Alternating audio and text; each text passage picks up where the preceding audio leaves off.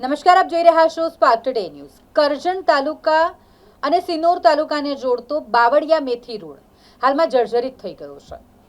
ઉપરથી પસાર થતા વાહન ચાલકો મુશ્કેલીમાં મુકાઈ ગયા છે। મેથીથી બાવળિયાને જોડતો અંદાજિત 2.5 થી 3 કિલોમીટરનો રોડ બનાવ્યાને વર્ષો બાદ હાલ તેની હાલત જર્જરિત થઈ ગઈ છે।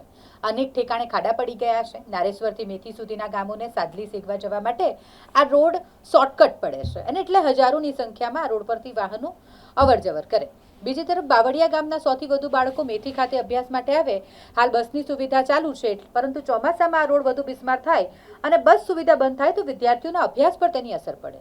રોડ મંજૂર થઈ ગયો છે, તેમ છતાંય કોઈ કારણોવશ રોડની કામગીરી હજુ સુધી શરૂ જ નથી થઈ અને બીજી તરફ રોડ સિંગલ પટ્ટીનો છે અને રોડની આજુબાજુ કાંટાળી જાળીનું સામ્રાજ્ય છે, એટલે વાહન ચાલકોને અનેક વખત કાંટાળી જાળીનો સામનો કરવો પડે છે। કાંટાળી જાળીથી વાહન ચાલકો ઇજાગ્રસ્ત થાય છે। વહેલી તકે તંત્ર આ રોડ બાબતે ધ્યાન આપે અને મંજૂર થયેલ રોડનું કામ જલ્દી ચાલુ કરાવે એવી નાગરિકોની માંગ છે। આ સાદલી અને નારેશ્વરને મેઇન રોડ જોડતો રોડ છે। આ રોડ ઘણા સમયથી જર્જરિત થઈ ગયેલો છે।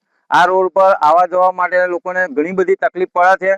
અહીં સ્કૂલ છે તો બાવળિયા આગળના જે બધા છોકરા છે તો ચોમાસાની અંદર ચાલતા આવતા પહેલા આનું રિપેરિંગ જે થઈ જાય તો એ સારું છે અને આવવા જવા માટેના લોકોને હવે ઘણી બધી તકલીફ પડે છે। આજુબાજુ બધી રોડની જાળી છે, એ જાળી પણ વહેલી તકે સાફ સફાઈ થાય અને છોકરોને અને બીજા બધા વાહન વ્યવહારને આવવા જવા માટેની સુગમતા રહે એવી નમ્ર વિનંતી। આ સિનોર તાલુકાનું બાવળિયા ગામ અને કરજણ તાલુકાનું મેથી ગામના જોડતો આ રોડ છે, એમાં ઘણા વર્ષોથી જર્જરિત રોડ થઈ ગયો છે અને છોકરોને અવર જવર કરવામાં બહુ તકલીફ પડે છે અને હજારોની સંખ્યામાં આ પ્રવાસ નારેશ્વરનો જે પ્રવાસ ચાલતો હતો એની વાહનનો અવર જવર વધારે છે અને આજુબાજુમાં ઝાડી એટલી બધી થઈ ગઈ છે કે જે સ્કૂલમાં ભણતા વિદ્યાર્થીઓને વધારે તકલીફ થાય છે અને ઝાડીના લીધે એમને ડર પણ લાગી રહ્યો છે અને ખાડા વધારે પડી ગયા છે રોડ પર અને રોડનું એવું જાણવા મળ્યું છે કે રોડ મંજૂર થઈ ગયો છે, છતાં હજુ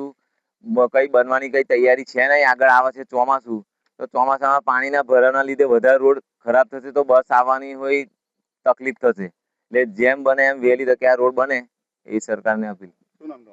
મારું નામ છે ઠાકોરભાઈ છત્રસિંહ।